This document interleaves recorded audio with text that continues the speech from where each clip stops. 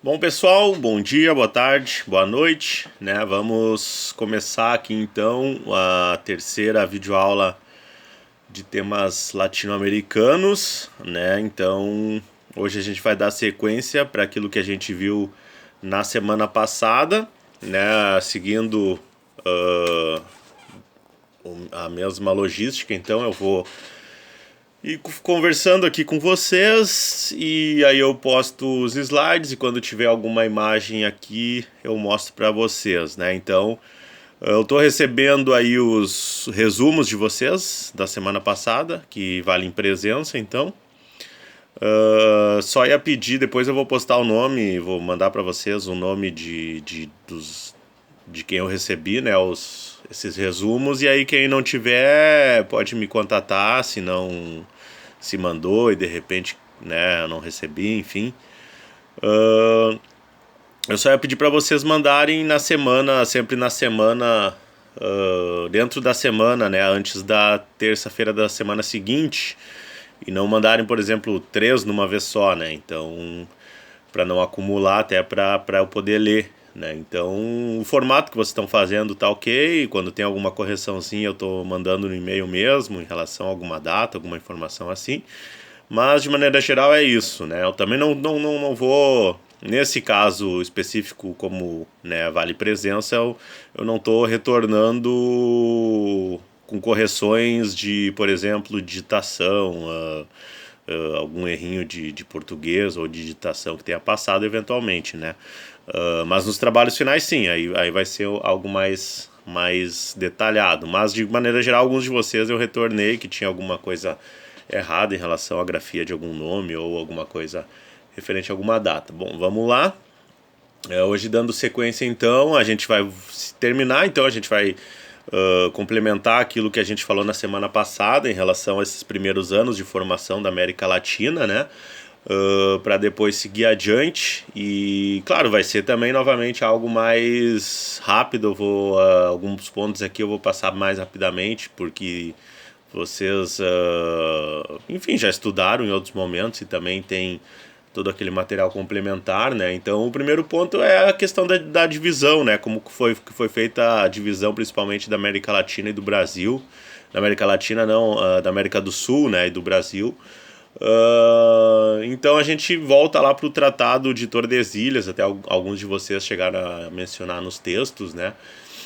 Que ele foi definido, ele foi feito em 1494, né? Então, e ele permitiu que Portugal ocupasse territórios americanos, né? Além de uma linha que já havia sido traçada pelo Papa, né? Anteriormente.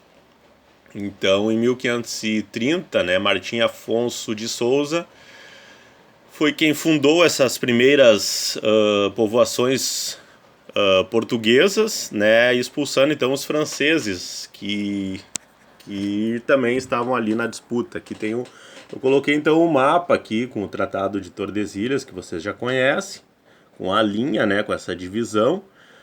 E, né, no caso tem depois nos slides quando eu enviar para vocês. Depois, na sequência, em 1750, foi feito o Tratado de Madrid, que ampliou, né, esses territórios. Então, aqui tem a divisão com a linha em vermelho do Tratado de Tordesilhas e depois essa expansão que houve, né, após alguns conflitos, algumas guerras, ampliando, né, esses estados e aí se estendendo, né, e posteriormente foi ampliado também adiante ali, né, o Acre, por exemplo, a outra metade do Rio Grande do Sul, enfim, mas a gente vai voltar, principalmente quando a gente for falar de algumas guerras que aconteceram e algumas tem naquela série Guerras do Brasil, né, que eu indiquei para vocês que tem na Netflix. Aí a gente já vai voltar aqui para a obra do Galiano, né, lembrando que aquele texto que eu indiquei para vocês lerem, ele dá conta dessas primeiras 2 semanas, né, da aula passada e mais dessa. Então nessa eu não vou indicar nenhum texto, é para concluir, digamos assim, a leitura daquele texto inicial, que era até a página 55 do livro do Galiano que eu havia postado na semana passada. Então, se vocês forem observar, né, na página 28, eu só trouxe aqui uma curiosidade, né, que tem esse registro histórico, enfim, não vou entrar na discussão, né, mas só para vocês verem que em 1522, né, Fernão de Magalhães, né, já tinha unido, já tinha feito a volta, né, na Terra, unido os oceanos e verificando, né, já tinha verificado então que o mundo era redondo. Então eu coloquei isso até porque tem uma série na Netflix que também é de curiosidade para vocês verem, que o título é A Terra é Plana, é um documentário na verdade, não é uma série. E é bem interessante, assim, porque mostra os argumentos, né, dos terraplanistas e, na verdade, a falta de argumentos, né, e coloca, né, de maneira bem interessante, assim, esse conflito, né, essa tentativa de criar uma nova narrativa como se a gente não tivesse aí 400, 500 anos mais até de estudos e de ciência, né. Então, é como falou a comentarista da RBS, agora não estou me recordando o nome, de política, que teve aqui na Semana Acadêmica, né? A gente chegou ao ponto de jornalistas, repórteres de qualidade, né, tendo que fazer matéria para dizer que a Terra é redonda, né? Então, a que ponto, né, a gente chegou. Então, coloquei aqui só porque, né, achei curioso esse registro aí de que em 1522, né, já se tinha essa conclusão, inclusive científica, né, dando na prática, né, dando essa volta ao mundo. Enfim, a gente volta então para a cultura indígena, né, alguns pontos que são destacados principalmente nesse livro do Galiano, né, também tem alguma coisa referente aos outros autores que eu tinha comentado, né? Então, claro, as datas que a gente está vendo são as datas principalmente que ficaram os registros, mas se tem provas e também outros registros de que os europeus já haviam passado, né, pela América antes da descoberta oficial, digamos assim, a descoberta entre aspas, né, da América pelos ocidentais, né, pelos europeus. Esse é o primeiro ponto. Um segundo ponto importante, né, que claro que nunca pode ser esquecido, é que havia milhares de povos espalhados pelo continente, né, que eram os donos da terra e que eram os nativos dessa terra. Se tinham milhares de diferentes tribos, milhares de pessoas que moravam já aqui, que viviam aqui, né, que eram os que ficaram conhecidos como índios, né, por conta daquela história que vocês todos já conhecem, de que Colombo, né, achou que estava chegando nas Índias, etc., e que hoje são chamados de índios de uma maneira geral, mas eram povos diferentes, né? Então, também tem nessas duas séries que eu comentei com vocês, tanto a Guerras do Brasil, mas também aquela outra Los Andes Mágicos, né? Fala um pouco sobre povos antigos. Nessa do Los Andes Mágicos fala muito da Bolívia, fala muito do Peru, né? Fala muito desses outros países latinos. E, claro, mostra também Machu Picchu, né? Mostra imagens e comenta um pouco como que funcionava, né, Machu Picchu. Então, aqui, por exemplo, o Galiano ele vai colocar em determinado trecho a seguinte frase: havia de tudo entre os indígenas da América, né? Astrônomos e canibais, engenheiros e selvagens da Idade da Pedra, né? Então, se tinha uma cultura, eles tinham um conhecimento, né? Eram povos milenares também, né? Que estavam há milhares de anos vivendo, né? No continente, né? Na Terra, onde hoje é a América do Sul, América Latina, enfim, nas Américas como um todo. Então, se tinha sua cultura, tinham suas maneiras de lidar com questões de saúde, tinham suas... Né, Machu Picchu é uma prova, né, de que, claro, quando se fala que havia engenheiros, claro, não é no sentido contemporâneo, né, de formado, que cursou uma faculdade, etc., porque não tinha, mas tinha esse conhecimento, né, se vocês olharem, até eu coloquei a foto, mas vocês podem pesquisar mais, vídeos, fotos, documentários, no YouTube tem material, né, que fala sobre Machu Picchu, sobre outros povos anteriores à chegada dos europeus. Vocês vão ver, né, tinha uma arquitetura, a questão do que hoje a gente chama de arquitetura, de engenharia absurdamente desenvolvida, né? Então, tudo isso foi simplesmente aniquilado e renegado, né? Foram chamados de selvagens da idade, né? Como se não tivessem nada a acrescentar. E, claro, a questão da religião também, né? Porque foi imposto, né, uma religião que não era deles, né? Simplesmente se matou com a desculpa religiosa, né? Se usou a religião para exterminar. Eles eram pagãos, eles não eram vistos como gentes, porque eles não acreditavam no Deus que vinha da Europa, e se ignorou, né, as religiões, as crenças deles, e simplesmente se exterminou, né? Então foram eliminados pela cruz, pela espada e também pelas doenças, né, pelas bactérias, pelos vírus, etc. Aí na sequência ele coloca: mas nenhuma das culturas nativas conhecia o ferro nem o arado, né, nem o vidro e a pólvora, e nem empregava a roda, né, a não ser em pequenos carrinhos. A civilização que se abateu sobre essas terras, vindo do além-mar, vivia a exploração criadora do Renascimento. A América parecia como uma invenção a mais, né? Então os europeus encararam a América mais como se fosse uma invenção deles mesmos, né?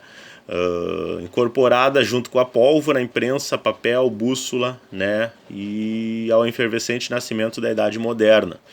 Então, claro, né, chegaram os europeus com a pólvora, né, já é algo bastante impressionante, né, para os indígenas que estavam aqui, e simplesmente, né, eles encararam como uma terra descoberta que já tinha ali bichos para eles, né, que iriam trabalhar para eles, assim como lá no passado, lá quando vocês estudam lá os nômades, etc., né, o início da agricultura, a utilização dos animais para carregar a carga, etc., né, eles encararam os índios como se fossem bichos para serem utilizados para o trabalho, né, para o trabalho de carga, o trabalho manual, o trabalho, né, escravo.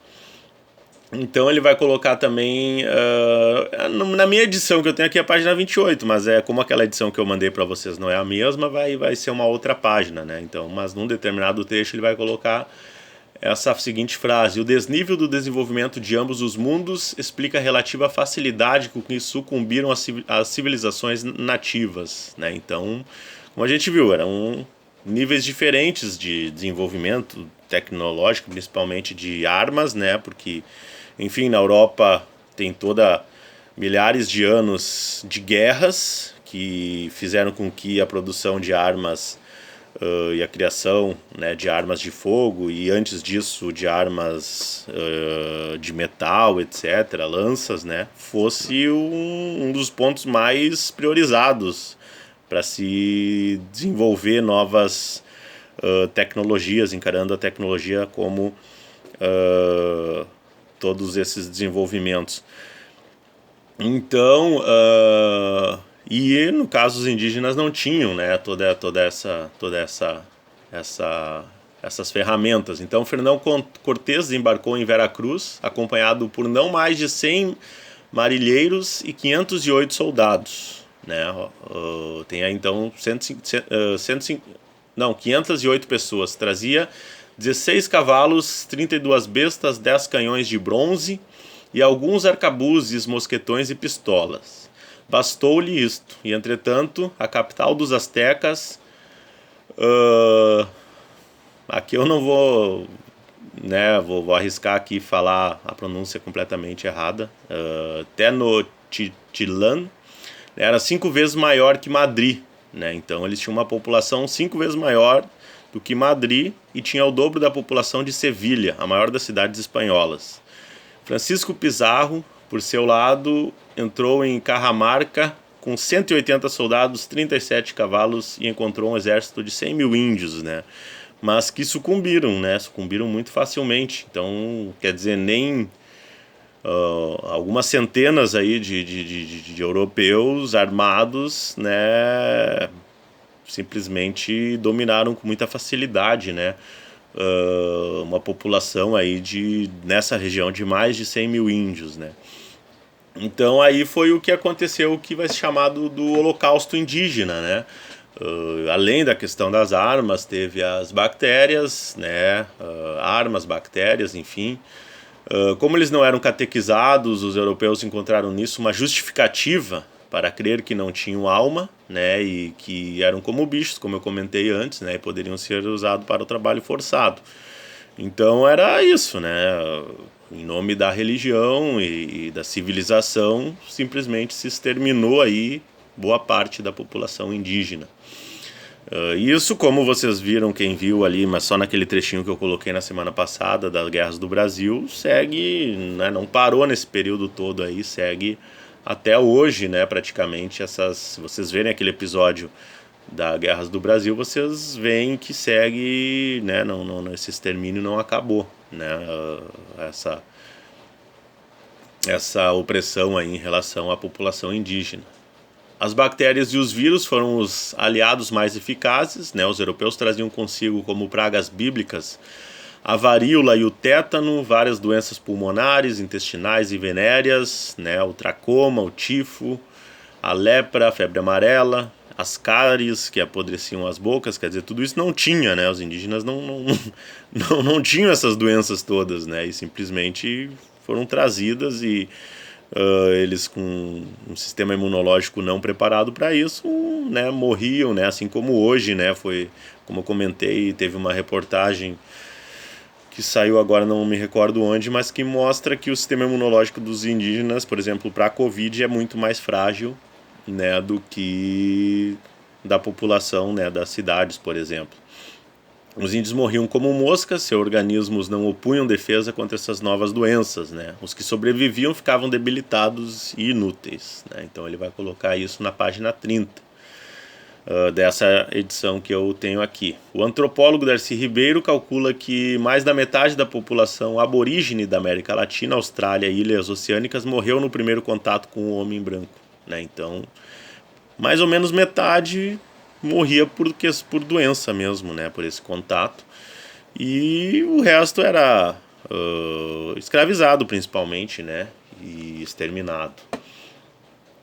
E aí a gente chega à questão da origem do nome, né, tem toda a questão também da exploração que a gente vai falar depois, mas o nome que aí já vem daquele texto que vocês estão lendo para fazer aquela primeira avaliação, né, vocês vão ver que foram diversos nomes, né, até meados do século XIX, né, então, claro, quando se chegou aqui não se tinha um nome para essas terras, e então,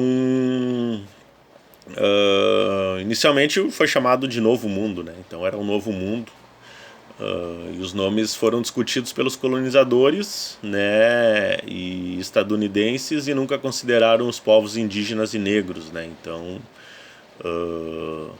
nesse artigo, por exemplo, que vocês estão lendo, vai se dizer então que sempre da perspectiva europeia, a América Latina foi se estabelecendo no mundo ocidental moderno como uma periferia inferiorizada e explorada, quer dizer, um pedaço de terra com alguns escravos que já estavam lá, enfim, que na verdade eram vistos como bichos e que estavam a serviço né, dos europeus para explorar essa terra, né, e simplesmente trazer todo esse material para a Europa, né, para serviço da economia europeia.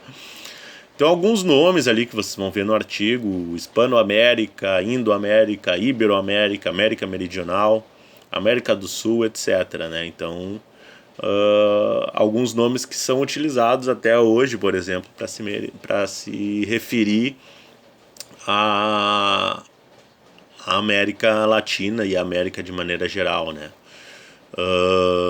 Então é importante a gente pensar que quando a gente fala em América Latina, né, tanto nos primeiros tempos até hoje, quando a gente fala hoje, principalmente de América Latina, a gente está falando da população contemporânea, né? Então não se fala dos povos originários. Quando se fala em América Latina, não se fala muito na população indígena, né? Então esse é um ponto importante. A gênese do nome América, né? Primeiro os nomes Índias, né? Devido ao equívoco de Colombo, né? Achando que havia chegado nas Índias, é claro. e o Novo Mundo, que a gente já mencionou.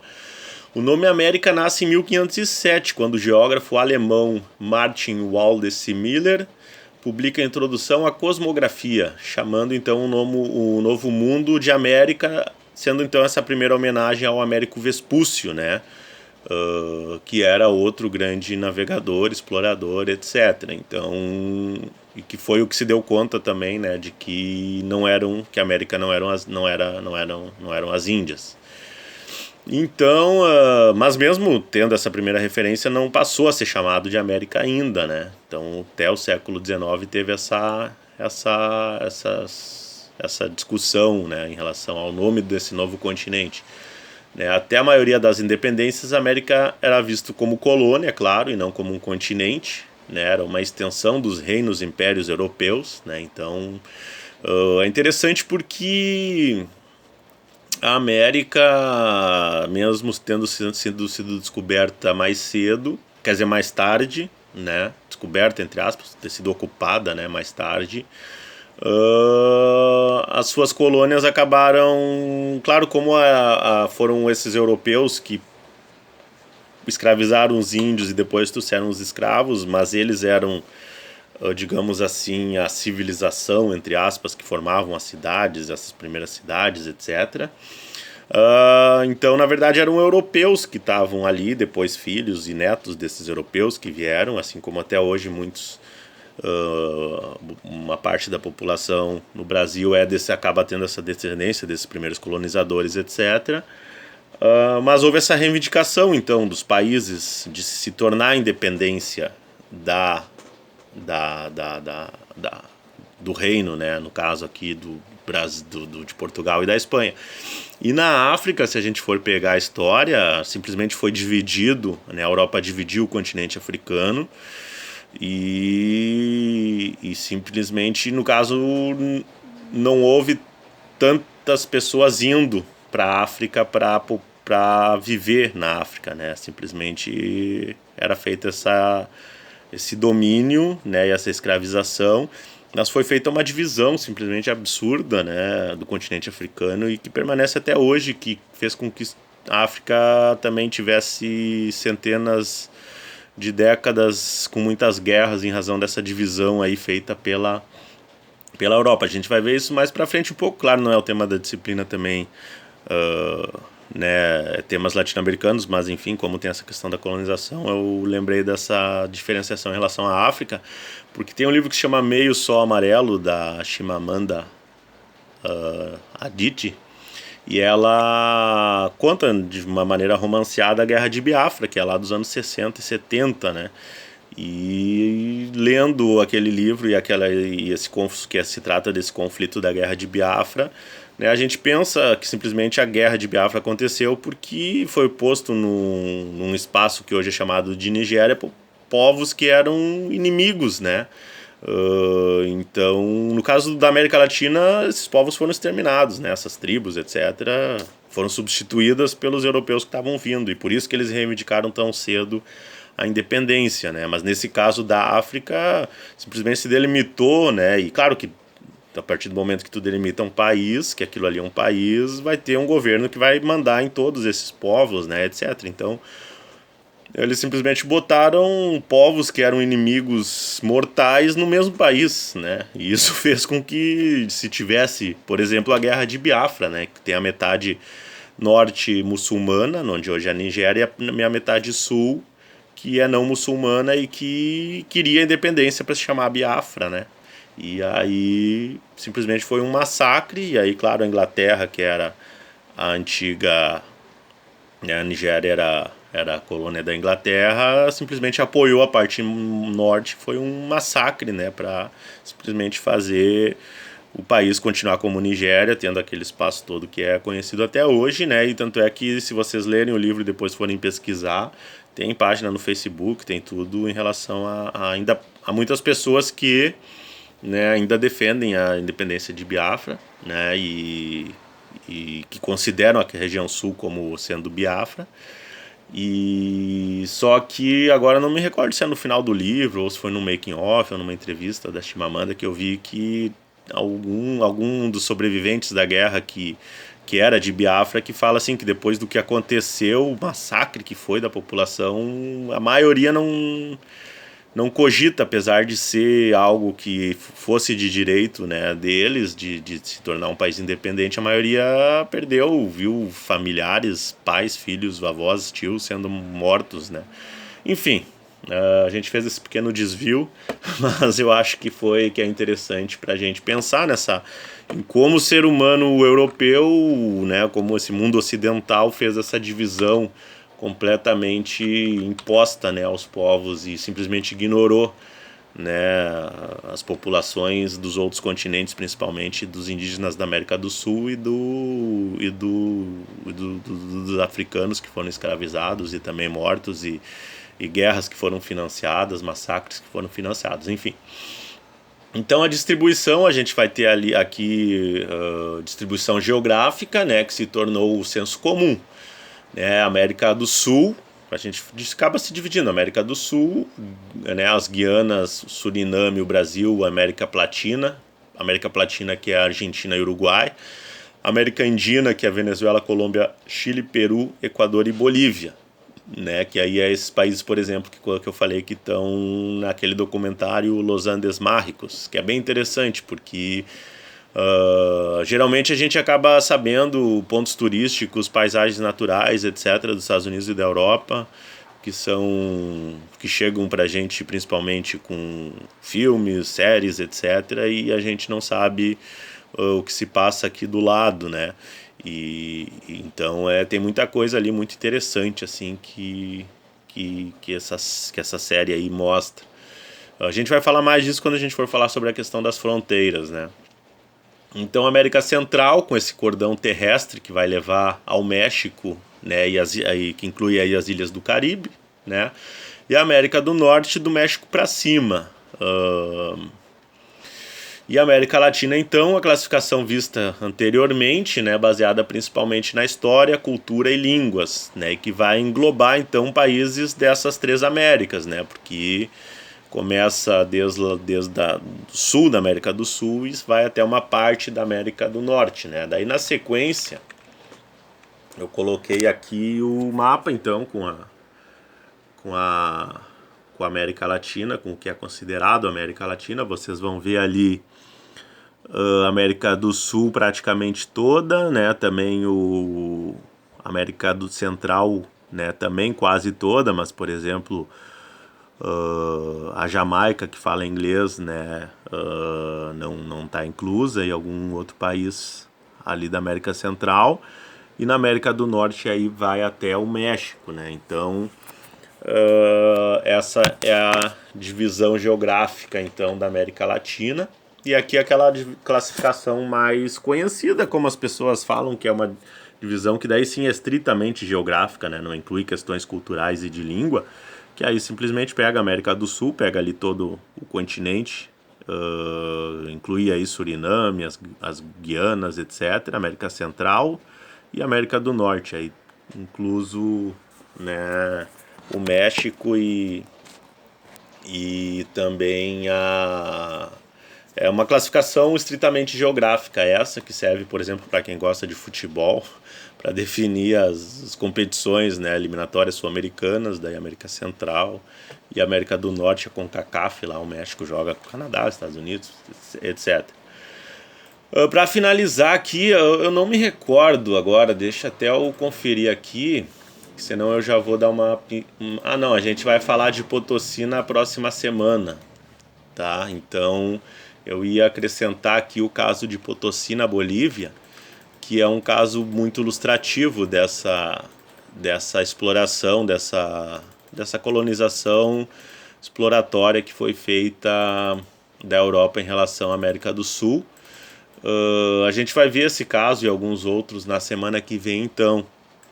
Eu tô, no fim, me empolgando cada semana ficando um pouco maior, mas é porque, como eu falei, são temas que envolvem uma série de parentes, né, e de explicações e de relações e comparações que podem ser feitas, e E como eu falei, cada tópico desses valeria por si só uma disciplina e, né, conforme eu tinha programado no início do semestre, antes da gente, quando a gente começou lá a aula presencial, claro, como eu falei, a gente veria alguns vídeos, textos, etc. Aqui a gente está fazendo o possível, né, para dar conta, né, mas é um conteúdo bastante amplo, extenso, complexo, que começa lá só essa questão da história aí, só cada um desses tópicos aí rende muita discussão, muitos comentários, muitas relações, etc. Então a gente vai dar sequência na semana que vem, né? E aí vocês façam o resumo, que vale a presença, e tentem me enviar então até a terça da próxima semana, né? Para não acumular, né? Como eu falei, eu evito de, né, mandar numa semana mandar 3 textos, né? Então vocês têm sempre aquela semana, né, de uma terça até a outra para fazer esse resuminho, que é bem simples, como vocês aí, o pessoal que já mandou, tá fazendo, bem, algo bem direto ao ponto, bem simples, bem objetivo. Então seria isso por essa semana que vem a gente continua, e aí na semana que vem sim eu posto um novo texto. O texto dessa semana fica sendo aquele da semana passada, que na verdade era um texto mais extenso, que como eu falei ia dar conta da semana passada e dessa. Na semana que vem eu acrescento aí um novo texto. E claro, como eu postei a obra inteira do Galiano, quem quiser ler e se empolgar e achar interessante, quiser ler o livro inteiro, ou quiser ir lendo adiante, né, ele dá conta de tudo isso que a gente está vendo e muito mais, né? Bom, seria isso por hoje. Né, na semana que vem, então, a gente volta. Uma boa semana para vocês. Em casa, tranquilos e com saúde. Um abraço.